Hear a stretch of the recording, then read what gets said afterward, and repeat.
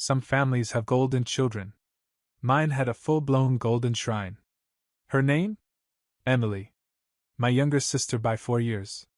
Former prom queen, future neurosurgeon, if you believe her Instagram bio. The apple of everyone's eye. The glittering trophy of the Reynolds family legacy. And me? I was the spare key they kept under the doormat. Convenient, replaceable, usually forgotten. I wasn't always the disappointment, though. Growing up, I did all the right things, or tried. Honor roll, no detentions, first job at 16. I even taught Emily how to ride a bike while our parents were busy updating their Facebook statuses with her ballet recital photos. But it never mattered. By college, I was the invisible one. The one who just went to trade school. The one who fixes pipes, I think, according to my aunt at every Thanksgiving dinner. It was fine, really. I'd made peace with it. Sort of. I got certified in HVAC and electrical work, saved up, and found a modest one-bedroom unit above a quiet print shop. Not glamorous, but it was mine. I liked the creaky stairs, the smell of fresh ink in the morning, and the fact that nobody told me to take out the trash like I was still 15. For the first time in my life, I felt like I had something of my own. Cue the cosmic punchline. It started with little things. My mom would accidentally forward me listings for luxury apartments across town. My dad would ask, "Still living in that shoebox?" Every time we spoke, usually around tax season, when he remembered I existed. Then Emily started visiting. Not for me, of course. She said the natural light in my apartment was to die for, and brought her little rescue Pomeranian named Machi, who wasn't potty trained and thought my couch was a fire hydrant. She stayed for 2 weekends. Then 2 more. Then I came home one day to find her giving a virtual makeup tutorial in my living room with a ring light blasting like it was the sun. "I just need a few weeks," she said, swirling lip gloss. "The dorms are like so not it right now." My parents thought it was cute that we were bonding. They didn't see the stack of utility bills she knocked over, the noise complaints, or the week she borrowed my debit card for emergencies, which somehow translated to $197 of oat milk lattes and lash extensions. Still, I kept quiet. That was my role, right? The calm one. The responsible one. The one who didn't make waves. Until one Monday morning, I got a knock on the door. It wasn't Emily. It wasn't a neighbor. It was my landlord. With a manila envelope. He couldn't even look me in the eye. "Sorry, Evan," he mumbled. "Nothing personal." I opened the envelope. Eviction notice. Effective in 30 days. I blinked. There must be some mistake. I've never missed a payment. "You haven't," he said, scratching his neck. "But the lease was bought out." "Bought out?" "Paid in full. 6 months' worth." "By who?" He didn't answer. Just nodded toward the curb and walked away. That night I got my answer. Mom called. Bright and cheery. "So, don't be mad," she chirped, the same tone she used when she accidentally donated my childhood baseball cards. "But your father and I had a little chat with Mr. Callahan. My landlord." My stomach sank. "You what?" "Well, sweetie," she said, "Emily really needed her own space. You know how stressful finals are. And that building has such lovely light, plus it's near the yoga studio she likes." "Wait, are you telling me you paid off my landlord to give my place to Emily?" A pause. Then, "We just thought it made sense. You don't even use half the space. You're always working." I stood there in stunned silence, staring at the walls I'd painted myself, the shelves I'd installed, the chair I'd fixed 3 times. "And you didn't think to tell me?" "Oh, honey," she sighed. "We didn't want to upset you." Too late. I didn't scream. Didn't throw anything. I just felt this slow, cold detachment crawl over me. Like someone had changed the locks on more than just my front door. I looked around the apartment. My apartment. My sanctuary. Soon to be Emily's new content studio. I hung up without another word. Then I started packing. I moved out quietly. No dramatic farewell, no teary scene in the hallway. Just boxes. Lots of them. And duct tape that kept sticking to itself because I was too shaky to fold it right. It took 2 days to pack everything I owned, less than I expected. Funny how much space you fill when you're trying to feel settled. And how little you actually have when it's time to go. I left the walls bare, except for the small patch where I'd painted over a crack with the wrong color. Emily could have that. She'd probably call it distress chic, anyway. And then I was gone. Where did I go? An unfinished garage apartment behind my buddy Jordan's house. He was the kind of friend who never asked questions, just tossed me the keys and said, "The water heater screams like a demon. You'll get used to it." The insulation was non-existent, the bed was a glorified camping cot, and there was no Wi-Fi. But it was mine. Again. And that was enough. Jordan's backyard had an old rusted swing set and a dog named Pickles who thought I was a tree. Still better company than most people I was related to. I didn't tell my parents where I went. Didn't tell Emily either. And for a while, it was radio silence. Like I'd simply evaporated. Or maybe they just assumed I was fine because I always had been. I was the resilient one. The "you always land on your feet" one. Translation: "We can walk all over you and you'll survive." Jordan offered beer and a couch. I took the beer. Then the couch. Then started mapping out blueprints on napkins. Not of revenge, yet. Of blueprints. Literal ones. You see, HVAC was just my job. But property? That had always fascinated me. I'd been slowly saving for a fixer-upper for years. Every overtime shift, every gig fixing somebody's busted central air in the middle of July, that money wasn't for fun. It was for freedom. That eviction? It hurt. But it also kicked something awake in me. So I started checking listings harder than ever. Not apartments. Not rentals. Units. Buildings. Entire structures. And then I found it. A 3-story mixed-use corner building near my old place. Not far from the print shop where I used to get free coffee for fixing their thermostat. The place had a closed-down bakery at the bottom, 2 units above, and one very motivated seller. The timing? Suspiciously perfect. The price? Rough around the edges, just like the building itself. But I had just enough. Barely. I would have had more if I hadn't once paid for Emily's emergency tuition deposit because Mom's card was acting up. But I scraped it together. Drained every side hustle savings, maxed what I was comfortable with. The moment I signed the papers, I didn't feel triumphant. I felt still. Like all the noise of what my family thought I should be just went quiet for once. I didn't call anyone. Didn't brag. Didn't even tell Jordan until the second pizza box hit the floor and I blurted out, "I just bought a building." He choked on his crust. "Like a Lego one?" "Nope. Bricks, roof, mortgage. The works." He blinked. "Dude. You were living in my garage 3 weeks ago." "Yep." He stared at me for a second, then handed me another beer. "You're insane." "I love it." And just like that, things started moving. I hired contractors. Some friends. Did a lot myself. Rewired half the place with nothing but a headlamp and a playlist called "Wrench It Like Beckham." The old bakery? I leased it to a guy who makes sourdough that could make your grandma cry.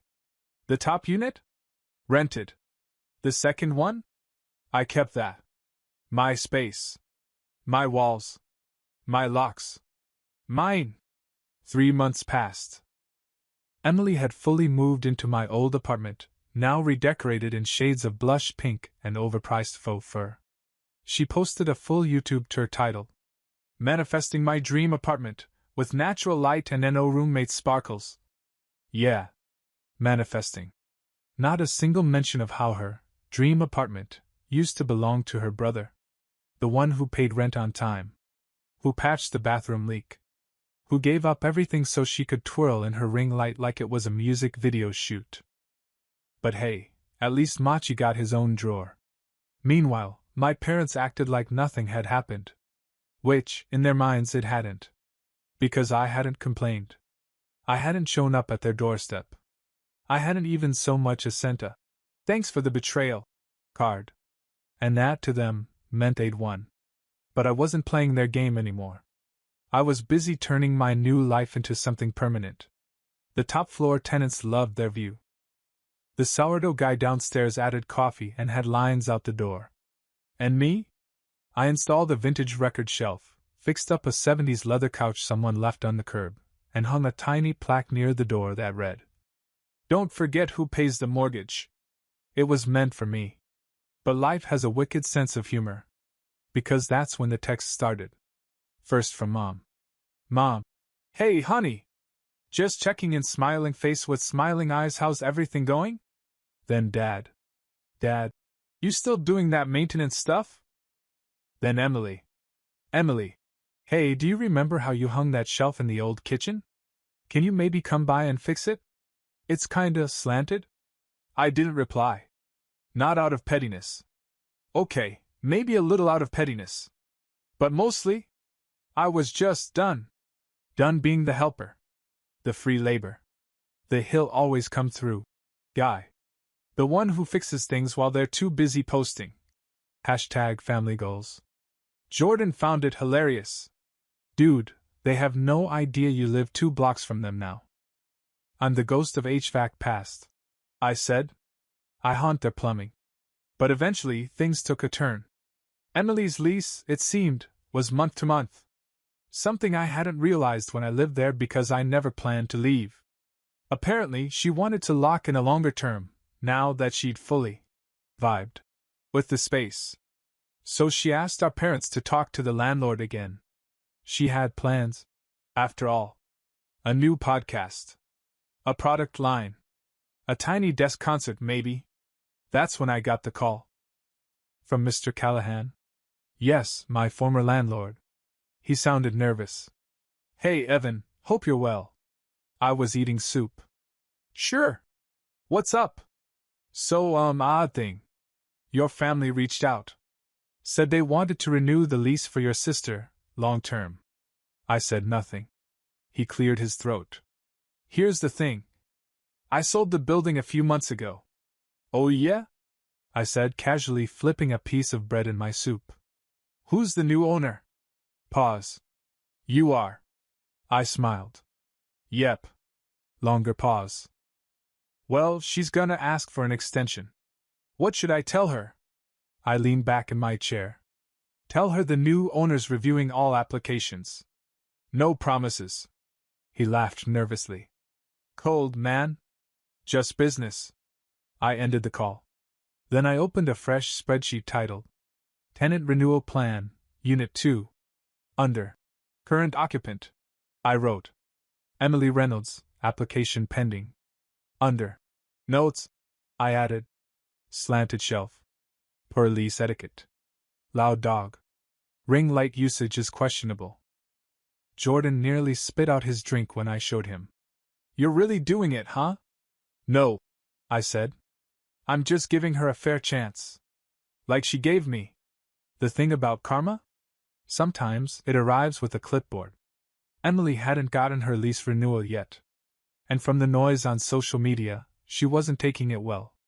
One passive-aggressive Instagram story said, "Some landlords are just threatened by strong women in media nail polish." Another one? "How am I supposed to record my podcast if I'm being pressured to move every month?" And the captions kept coming. But I wasn't rushing anything. I wasn't evicting her. I was just giving her a taste of uncertainty. The kind I had felt when a stranger showed up with an envelope and a 30-day countdown. Poetic, really? Meanwhile, my parents started sniffing around. It started with a voicemail from my dad. "Hey champ, heard you've been busy. Just checking in. Call me back, okay?" Nope. Then Mom tried texting me photos of Machi in various costumes.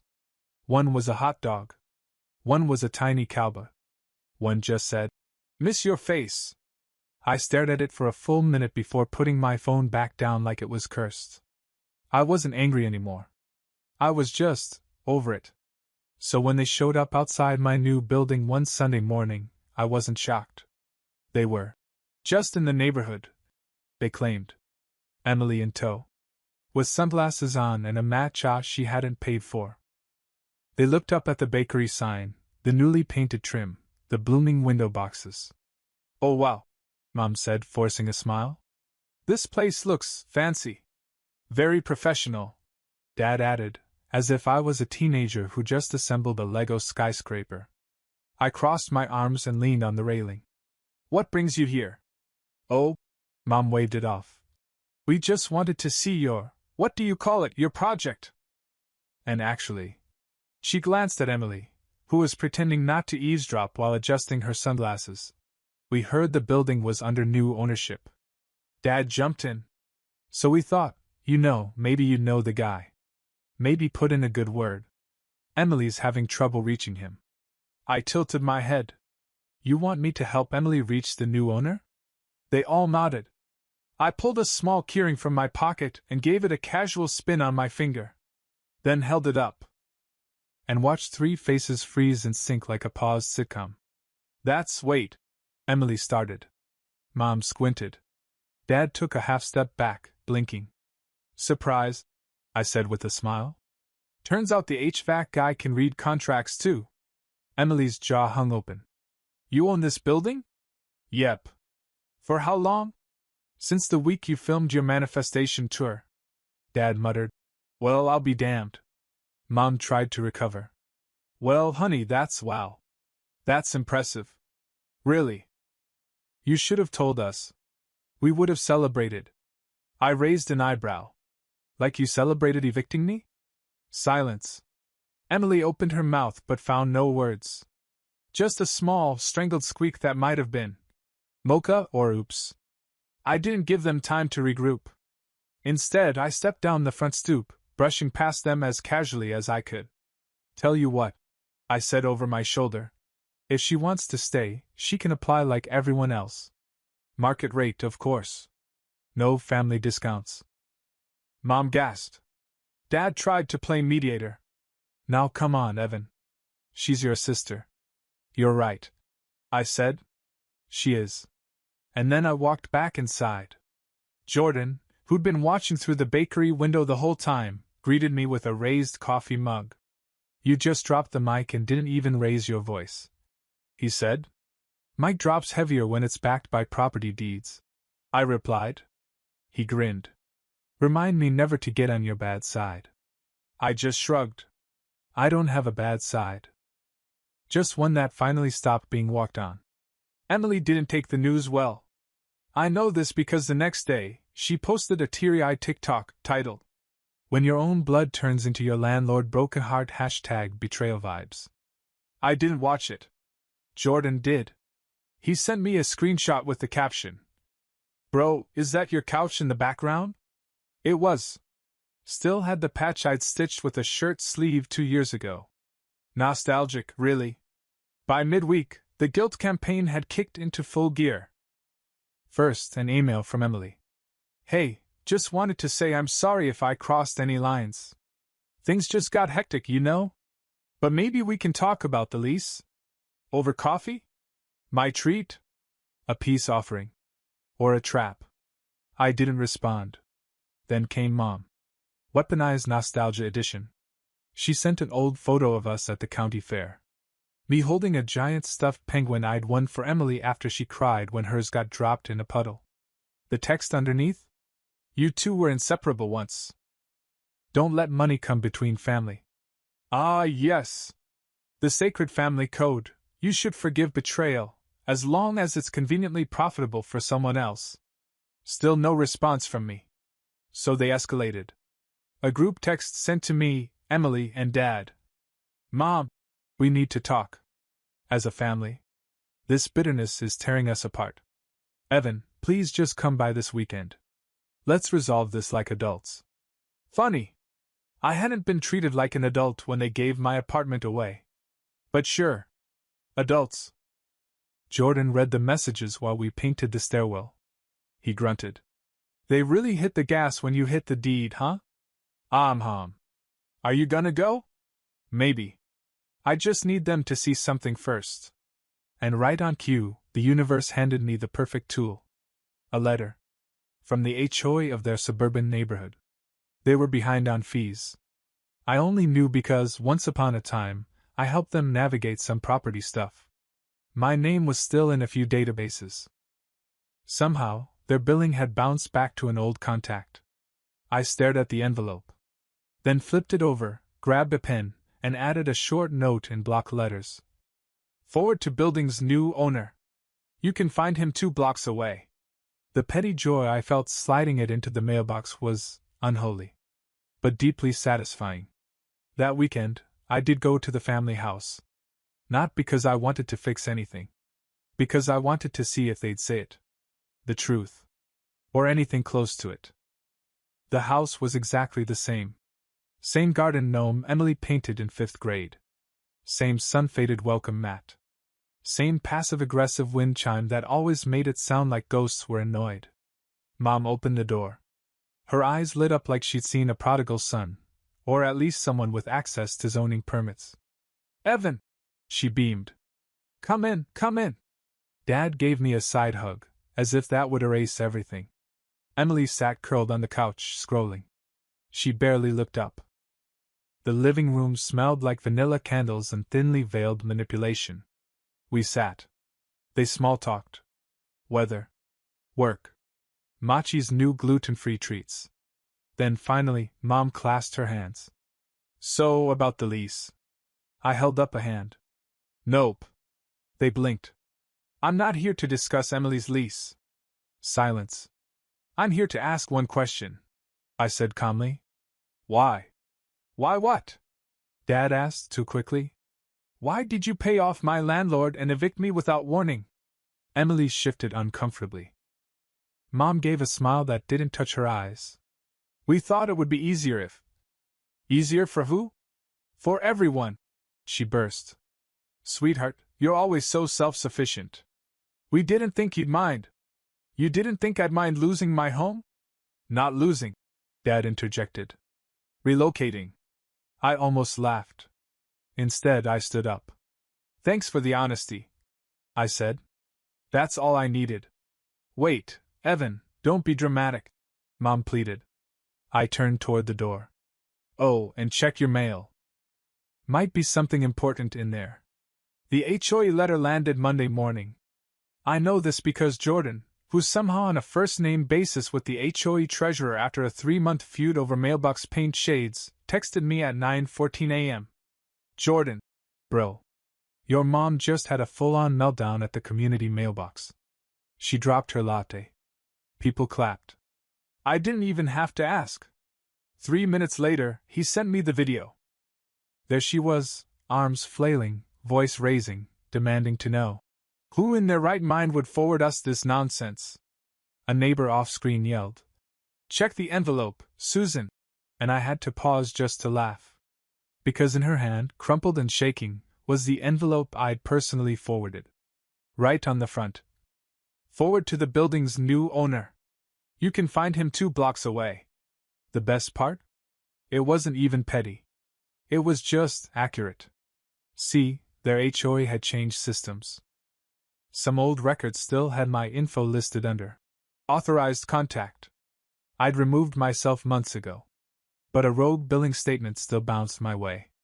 And I simply redirected it. With flair. At 11:43 a.m., the phone calls began. Mom Mobile. Mom Mobile 2. Mom Mobile 3. Decline. Decline. Also decline. Then Dad tried. Twice. Then Emily. Then the group chat dormant since. Happy birthday, Machi! 6 weeks ago, came alive with Mom. Evan. We got your note. What is going on? Why are you getting our HOA letters? This is crossing a line. Call us. Then a second. Is this because of the lease thing? Please don't make this bigger than it is. Oh, Mom. This was the smaller version. The version where I let you keep your hydrangeas. I didn't answer. Because honestly, I didn't feel like narrating their consequences to them. I was tired of being the translator for their own behavior. That night, while I grilled hot dogs with Jordan on the roof, he asked, How long you think before they show up again? I chewed thoughtfully. 2 days. 3 tops. Unless the sprinklers break again. Jordan nodded like a war general studying enemy movement. Smart. I'd barricade the stairs. I didn't need to. They didn't come. But on Thursday, the final play arrived, not with shouting, but with subtlety. An email from Emily. Subject: I messed up. No emojis. No dramatic titles. Just lowercase resignation. She talked about pressure. About how she panicked. About how she didn't realize how much the apartment meant to me until she started paying actual rent. How she missed when things weren't so weird between us. She even mentioned Machi had anxiety now. That made me laugh out loud. The dog ate 3 remote controls in a week. He was built different. She ended with, I know I screwed up. But please, if there's any chance I can keep the place, I'll do anything. Just tell me what you want me to do. And for the first time in months I paused. Not because I felt guilty, but because I could feel the shift in her words. She finally wasn't expecting me to fix it. She was asking. Still, I didn't write back. I stood up, walked down to the second-floor unit, and slid a crisp envelope into the mailbox. Inside? A printed tenant application. No fanfare. No threats. No mercy. Just the same lease I offered everyone else. Market rate. 2 references. Security deposit. I attached a sticky note that said, Apply like everyone else. No shortcuts. P.S. The shelf is still crooked. Then I turned, climbed the stairs, and let the door shut behind me. That night, I poured a drink, flopped onto my couch, and opened the group chat. Dozens of unread messages. I scrolled to the bottom and typed just one thing. Evan. Support expired. Application pending. Then I muted the thread. Indefinitely. The application sat untouched for 3 days. Maybe Emily thought ignoring it would make it disappear. Maybe she expected I'd cave. Or maybe she was still hoping Mom and Dad would do what they always did, interfere on her behalf until someone else picked up the pieces. And to be fair, they tried. It started with a long voicemail from Mom that sounded like she recorded it in a cathedral, whispering like she was delivering holy gospel. Evan. Honey. This grudge, it's hurting everyone. You used to be so reasonable. So understanding. You've always been the one who helped. We raised you better than this. Then came the second message from Dad. We need to talk. You're taking this too far now. Emily's your sister. You know how sensitive she is. Just fix it already. And then? The letter. Actual paper. Handwritten. Folded neatly. Delivered in an envelope that smelled like their kitchen. Inside. Dear Evan. We never meant to hurt you. We just wanted what was best for everyone. Please remember, family comes first. We're worried about Emily. She's been struggling. She needs this place. She needs stability. You already have so much. Can't you share just this one thing? That last line? You already have so much. I stared at it for a while. Because that's what they really meant all along. It wasn't that I had too much. It was that they thought I didn't deserve to have more than her. In their minds, my success was something to be redistributed. Taxed emotionally. Guilted into being less, just to keep her feeling enough. But they forgot something. They'd raised me to survive. They taught me that nothing was guaranteed. That help wouldn't come. That I needed to figure it out myself. And I did. So when I finally got more than scraps, I wasn't handing it back. Still, I gave her a chance. On Friday morning, I slipped a final note under her door. No envelope. No preamble. Just a single sentence. Application deadline is Sunday at noon. That was it. She had the weekend. Jordan thought I was being generous. Dude, if someone gave me a 2-day deadline to stay in an apartment I squatted into, I'd bake them cookies. I smirked. She'll send a voice memo with sad piano music. She'll go with guilt first. Then tears. Then weaponized nostalgia. She's learned from the best. Sure enough, Saturday night I got a video from Emily. She was crying. Her eyeliner was perfect though, suspiciously waterproof. She filmed it from the kitchen, my old kitchen, with soft lighting, a tiny violin loop in the background, and Machi whining dramatically off-screen. "I just wanted a home," she whispered. "Is that so terrible?" She talked about being misunderstood, about feeling abandoned, about how unfair it was that I'd weaponized success. She never once said, "Sorry." Just the usual passive framing. "I wish you told me sooner you felt replaced. I didn't realize how important the apartment was to you. It's hard being compared to you all the time." And that was the moment it clicked. She still didn't get it. She thought I was jealous. She thought I was finally asserting myself out of resentment. But it wasn't that. I wasn't angry she got more. I was angry they expected me to accept less, forever, just because I could. I didn't respond. I just waited. And Sunday came. No email. No text. No application. Until 11:58 a.m. 2 minutes before the deadline. My inbox dinged. Subject line: Lease application, Emily Reynolds. Attached the form. Filled out, signed, scanned. No message. Just the facts. I stared at it. Not out of surprise. Out of something closer to peace. Because for the first time, she had to ask to stay. And that alone? That was already more than they'd ever expected her to do. I didn't approve the lease right away.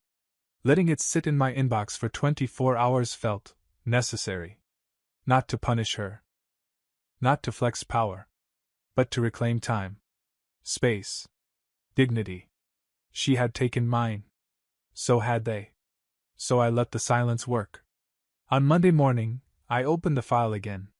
It was all there, standard answers. Bland references.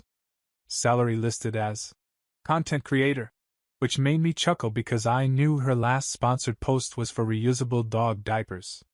No cover letter. No apology. Just a signature. Typed neatly in pink script. Emily Reynolds. The audacity of normalcy. Like none of this had ever happened. Like we were two strangers in a real estate transaction. So I drafted a reply. Short. Clean. Application received. Unit currently under review. Final decision by end of week. And then I moved on. Because bigger things were happening. Things Emily didn't know yet. Things my parents couldn't imagine even if they tried. See, months before, when I'd bought the building, I hadn't stopped there. That was phase 1. Phase 2? Just kicked in. I'd been negotiating with the owner of the neighboring duplex, an older man looking to retire and finally head south for warmer winters. We'd been talking for months. Quietly. And now it was mine. Closed. Sealed. Purchased.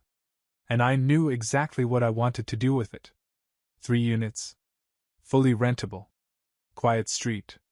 2 blocks from my old life, and 1 inch from their idea of control. So I sent out the first official notice, a statement addressed to the HOA and all relevant property owners in the area. It was printed on crisp ivory paper, folded twice, sealed in envelopes stamped with a logo I'd designed myself. And right at the top, bold and clear, Reynolds Holdings LLC. I hand-delivered 1 copy to their address myself. Not out of pettiness. Out of formality. It was slipped under the door just as they were returning from brunch. I saw them through the window, laughing, arms full of mimosas and freeloading. I didn't wait around. I went back to my building, brewed a coffee, sat by the window, and waited. It took 6 minutes. Mom's voice pierced the suburban air like a banshee catching fire. "What is this?" I smiled, leaned back in my chair, and let it ring out. She called first. Then Dad. Then the group chat exploded again. "Mom. Evan. Please explain. What is Reynolds Holdings? Is that your company? Dad. Are you trying to embarrass us? Emily. Wait. Did you name a company after our family?" No reply. Not this time. Because the final step had already been sent that morning, an official lease rejection. Thank you for your application. After thorough review, we've decided to proceed with another tenant better suited for the unit's terms. We appreciate your interest. Best of luck in your search for housing. Signed at the bottom, under the gold and black company header, Evan M. Reynolds, Managing Director, Reynolds Holdings LLC. That signature? That's what made their faces go pale. Because in their world I was always just Evan. The helper. The fallback. The backup plan. But now I was the line they couldn't cross without knocking. Emily moved out the next week. She didn't post a farewell vlog. No goodbye apartment video. Just one quiet Instagram story of a half-packed suitcase and the words, "Lessons learned." The next tenant? A quiet teacher named Nora who paid on time and baked banana bread once a month. She didn't have a ring light. Or a dog named Machi. Or a family who treated her housing like a prize. She just appreciated the space. And so did I. Jordan came by that Friday with a bottle of something bubbly and 2 folding chairs. We sat on the stoop as the sun dipped behind the skyline. "You know," he said, cracking the seal, "I still can't believe you named a company after them." I raised my glass. "Me either." We clinked glasses.